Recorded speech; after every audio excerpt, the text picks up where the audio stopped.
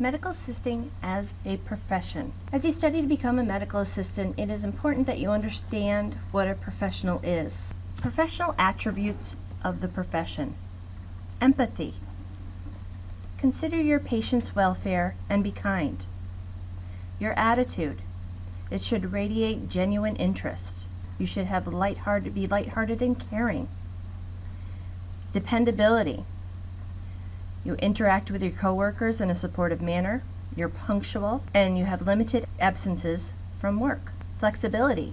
You're able to adapt. The medical community is always changing, so you have to have some flexibility. Initiative. Willingness and ability to work independently. You want to have a desire to learn. Willingness to continue to learn. As medical assistants, we are continually learning new things, updating our skills. Physical attributes. Appearance is the first impression. Your scrub should be neat, clean, no wrinkles. Your hair should be up. The ability to communicate. Communication is both verbal and nonverbal in the healthcare setting. You should have ethical behavior. This is a system of values each individual has that determines the perception of right and wrong. Our life experience mold and set some values for us. Historical perspective of medical assisting. A nurse versus a medical assistant. A nurse was only clinical, whereas a medical assistant could also do clerical, accounting, and clinical jobs. Formal training versus on-the-job training. Your formal training is done in junior colleges as well as proprietary schools and community colleges. On-the-job training is just that, on the job. In 1978, the medical assisting profession was recognized by the U.S. Department of Education. The American Association of Medical Assistants, the AANA, was founded in 1956 with the support of the American Medical Association. Maxine Williams was the first president. In 1991, medical assisting became formally defined, and it signifies recognition of competencies by having attained a certain level of knowledge and skill. Accreditation. The AANA approves education programs. A couple of ways this is done is through CAHEP, Commission on Accreditation of Allied Health Education Programs. We must meet the standards of the program guidelines, and they have on-site team reviews. You receive a certification once you've reached your eligibility requirements.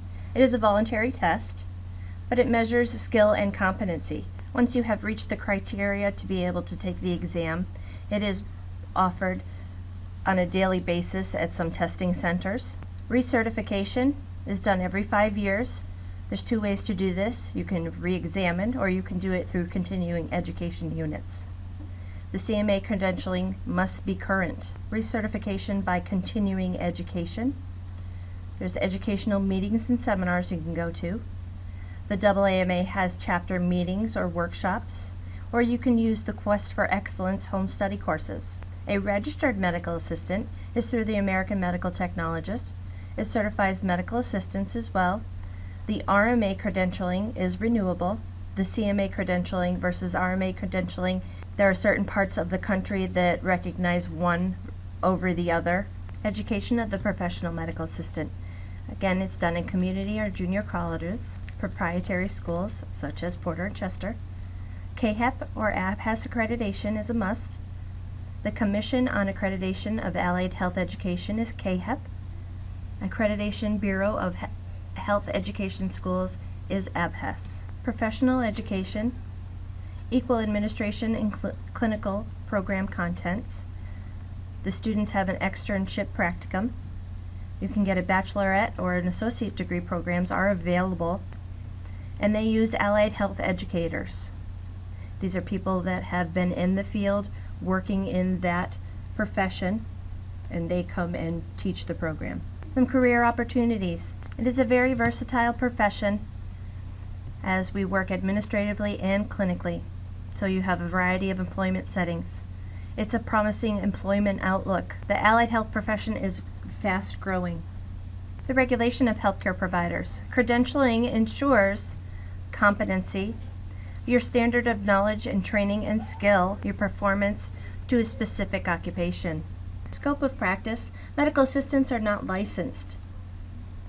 Each state requirements are different.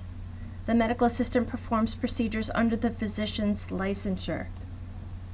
A license regulates the activity of the professional by enacting laws that specify educational requirements and by defining their scope of practice. Certification is voluntary. It's not mandated. For medical assistants to practice, the examination measures professional knowledge at job entry level. Medical assistants should not perform procedures for which they have not been educated. The AANA has a role delineation chart which explains what a medical assistant can do. Preparing for the medical assistant credentialing. The purpose of certification acknowledges the professional has the standard entry-level knowledge and skill. It builds personal self-esteem and confidence, and it helps in career advancement and compensation.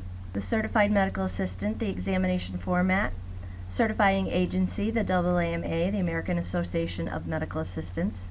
It's a computer-based national exam. There's 200 multiple choice questions. You have continuing education units that you need to get every 5 years, 60 points, 10 in clinical, 10 administrative, 10 general, and 30 discretionary. The registered medical assistant, the examination format, it's a certifying agency under the American Medical Technologists, the AMT.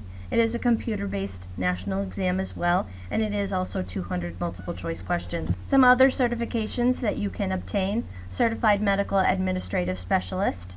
This person does most of the administrative aspect of medical assisting. They would not work in the clinical area. National Health Career Association, NHA, certifies clinical medical assistants and certifies medical administrative assistants as well. In summary, becoming a professional is a gradual process and cannot be learned in its entirety from a textbook.